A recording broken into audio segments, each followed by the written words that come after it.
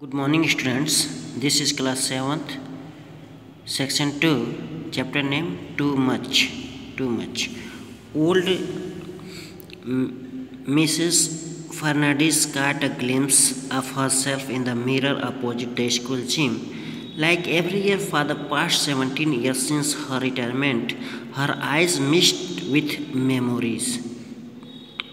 Today it was the Founders Day of the school she had founded a whole 45 years back. She was now a special invitee and honored guest.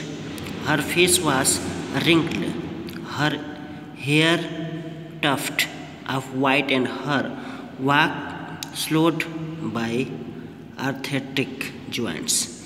But whilst her stamina had decreased and the power of her horn-rimmed glassed hair increased, the school had grown stronger with deeper roots and higher walls. She had smiled second hand and chatted assembly with dozens of eager students.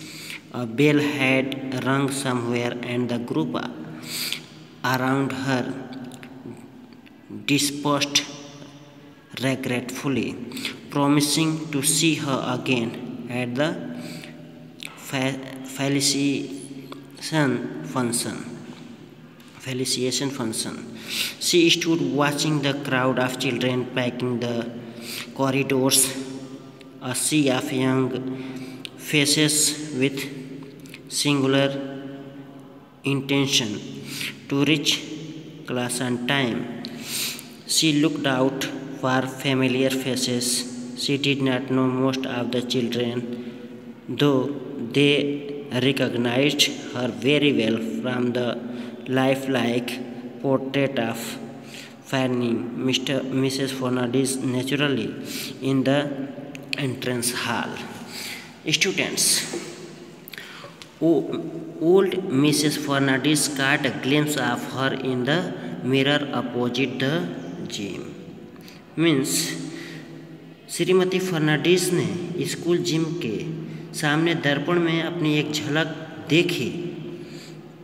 Like every year for the past 17 years since her retirement, अपनी सेवानिवृत्ति के बाद से पिछले 17 सालों से हर साल की तरह. Her eyes missed with memories, उनकी आँखों ने यादों के साथ गलत व्यवहार किया.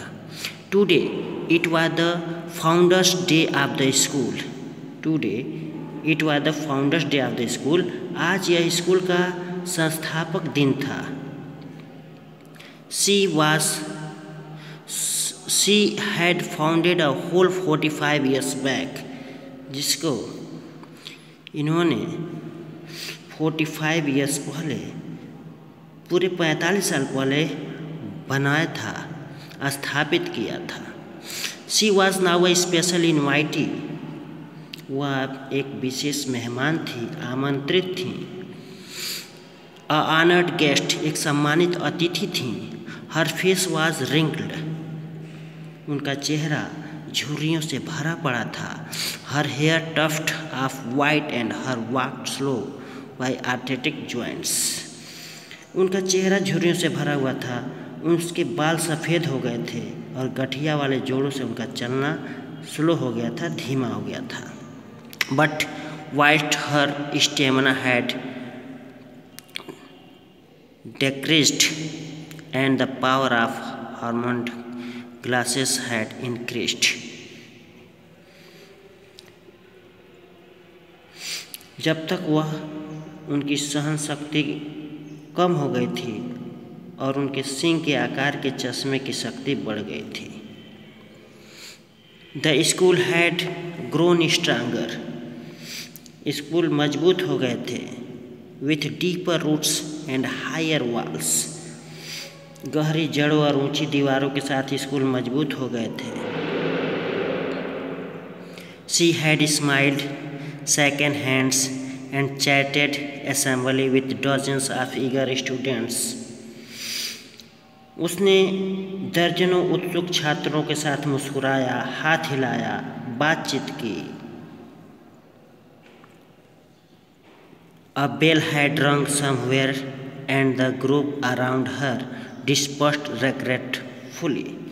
तभी एक घंटी बज गई थी और उसके चारों ओर समूह अफसोस के साथ बिखरे हुए थे। Promising to see her again at the felicitation function. उसे फिर से देखने के लिए वादा किया गया था। She stood watching the crowd of children. She stood watching the crowd of the children packing the corridors. वह गलियारों में बच्चों की भीड़ को देखती हुई खड़ी थी। A sea of young faces with a singular intention.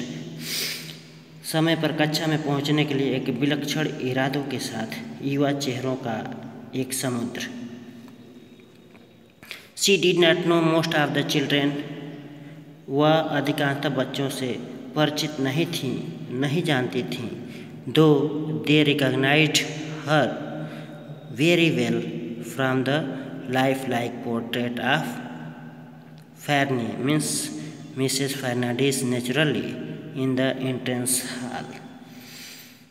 हालांकि वे प्रवेश द्वार के हाल में स्वाभाविक रूप से फर्नी के जीवन चित्र से उसे अच्छी तरह पहचानती थीं।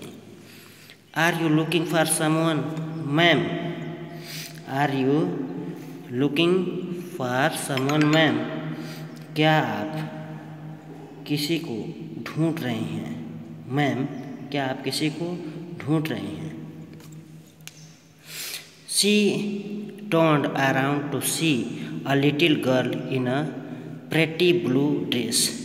She felt mildly surprised. वह एक नीली पोशाक में एक लड़की को देखने के लिए घूमी। उसने हल्का आश्चर्य हुआ।